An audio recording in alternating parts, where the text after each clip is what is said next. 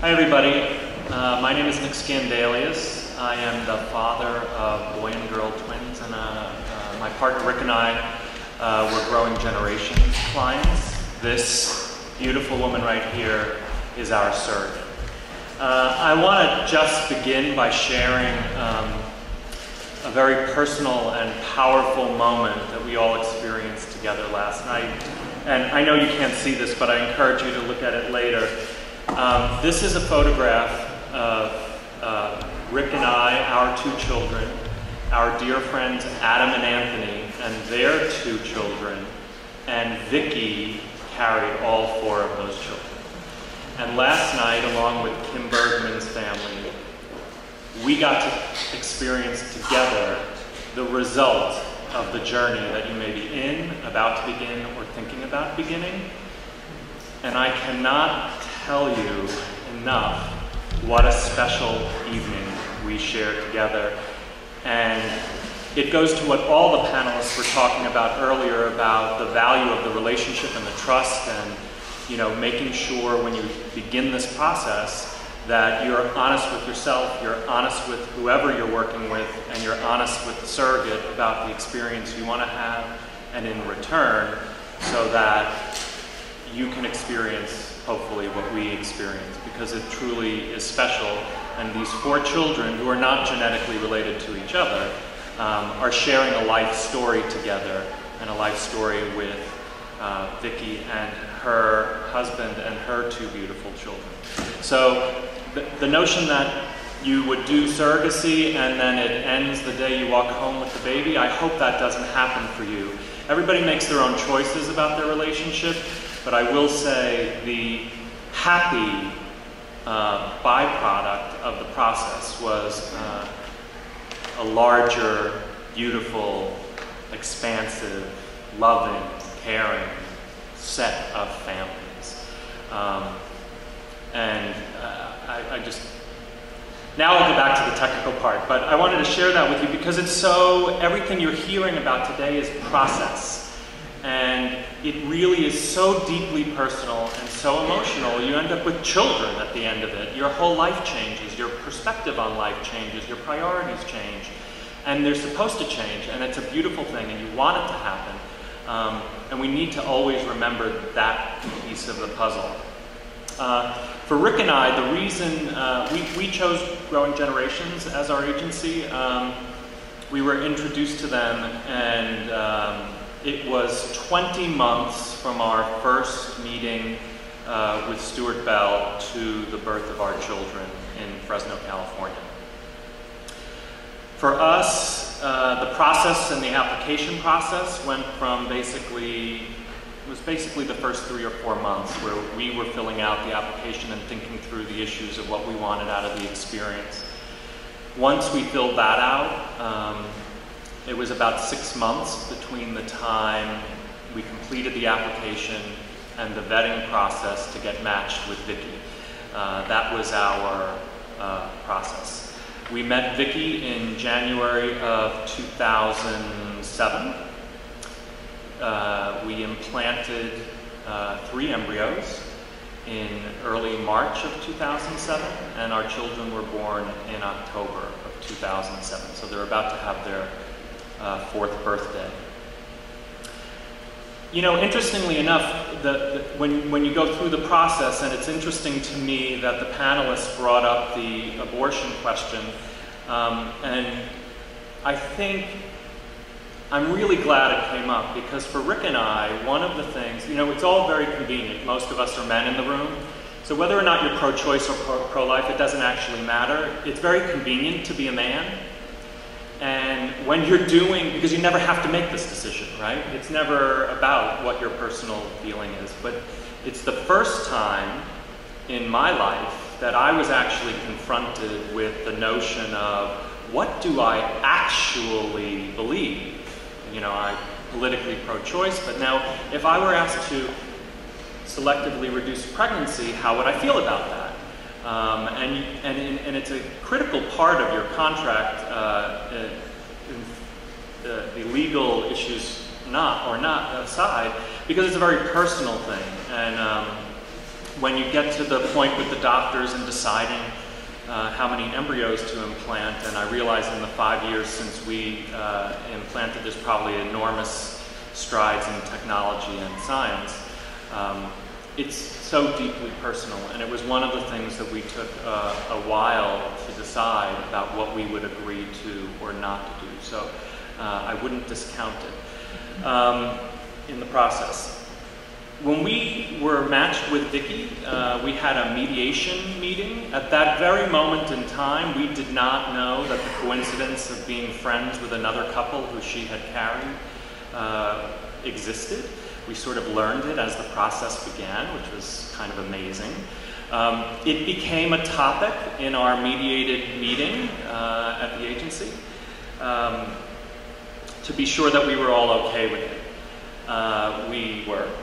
And we embarked on a process together, approving each other and entering into a contract rather quickly. And you know, we are a lucky story. We got pregnant first time out very quickly.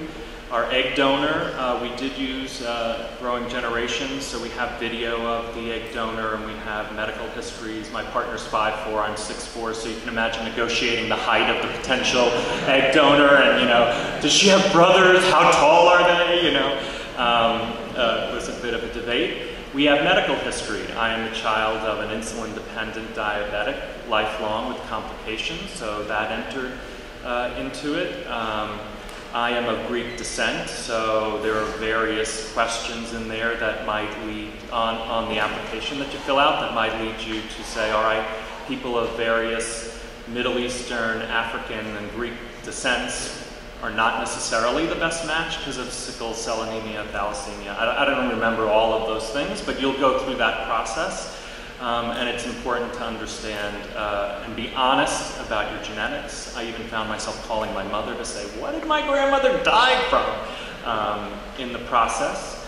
And that's really important. The journey for us, Vickye lives in California. We visited, I think Rick visited with her 5 times and I did 3 times. We were there for the implantation. Rick was there for the hearing of the heartbeats when we heard 2 of them. It happened to be on Good Friday, and so I'm on the other end of the phone, weeping, listening to these heartbeats back in New York. We were there for learning the sex of the children, and we were there for, I'm not the doctor in the room, but there's a moment in time where everything is tested. Sort of that Down syndrome and everything. So we were the Bunt tests, I don't know what they are, but yeah. So we were there for that, and we were there for the children's birth in Fresno. For us, it was very important in our matching process to have somebody who had been a surrogate before, because we thought we would be freaking out through the whole process. Whatever the upcharge was for that at the time, we were willing to pay. We were the kind of people who wanted the trust account. We wanted somebody managing the process for us. We knew it wasn't going to be easy for us. We trusted Growing Generations. The trust account is a scary thing because you're turning over whatever number it is in that range, the 80,000, the 100,000, the 120,000. You give it to them, it feels like all at once, and you're like, whoa! Yeah. And you know, if you're a control freak, you kind of say to yourself, holy simoleons, what if the process goes wrong? And that goes to the trust issue, to work with people you trust, whoever you choose, either in this room or not in this room. It's really important that you trust the agency and the people you're working with at the agency as much as you trust and build a relationship with the surrogate and or the egg donor.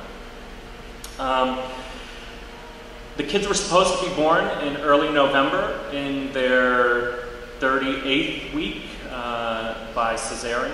They ended up, so I decided to have shoulder surgery 3 weeks before they were born because I thought 3 weeks was enough time to recover.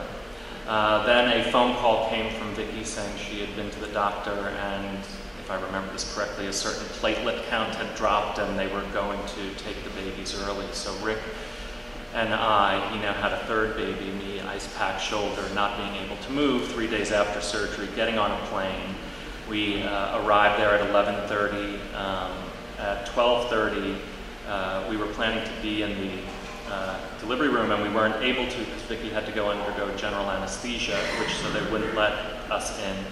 We were fine because we were like, let's go. Vickye was hysterical at the notion that we weren't going to be allowed to be in the room. She was not happy about that.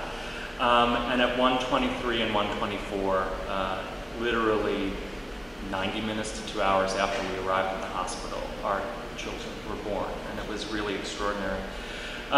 One of the things they asked me to talk about as part of the process was the notion of breastfeeding and how you make arrangements for that. We were very lucky as we were in this process. I can't even say we are the luckiest people on the planet, I feel. Vickye, as a gift to the children, had offered to pump for 6 weeks and freeze and ship and breast milk because we were heading back to New York. She ended up pumping for the children 18 weeks. And I remember calling her and saying, you know, this is the most incredible gift, but the kids are too hungry. So we don't need the milk anymore. And I remember her saying, well, it's your milk. How many people are going to say that? And she had someone in her family have a medical problem, and she actually asked us if she could contribute some of the milk. Obviously, we weren't going to say no. And then after we stopped, she pumped for, I think, a full year to help a preemie baby in a hospital. She kept pumping. And so it's just an incredible moment in time. Now, the awkward question did come up for us, between us, and that is, will you let me nurse for the milk to come into my breasts? And that was a hard question for us to deal with, and you might have to deal with. We made the choice for us to allow her to nurse one of the children the first day. It was enough to get the process moving in her body, and I guess what everybody would go through is, do you want the bond between your surrogate and the baby to start to grow in a way that you're frightened of? And the choice is very personal. Our choice was to allow it, and it's not had any impact on our relationship. We had an extraordinary journey. Vickye will be a part of our children's lives for their entire lives. They know that Vickye is the nice lady who carried them in their tummy. Yesterday was the first time they spent time with Vickye in a way that they will remember. And, you know, wanting to sit with her and play on the floor and, you know, build Legos and all the good stuff. Really an extraordinary experience. And then I would just add, as the byproduct, for me, in addition to the huge love for the children, it has awoken in me what my purpose is in the movement.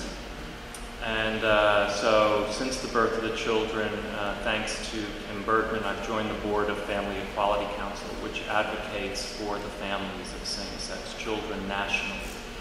And has been in itself an extraordinary journey.